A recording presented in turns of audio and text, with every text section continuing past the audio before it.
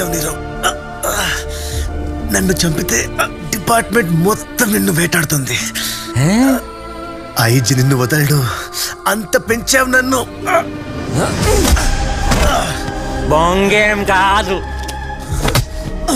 అదంతా నువ్వు పోలీస్ అనుకున్నంత వరకేరా. నిజం తెలిస్తే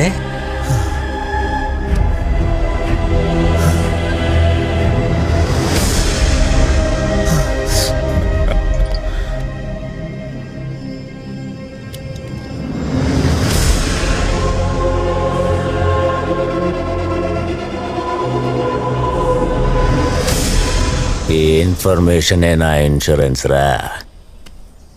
ఇప్పుడు ఐజీ వస్తాడు, నీ డెడ్ బాడీ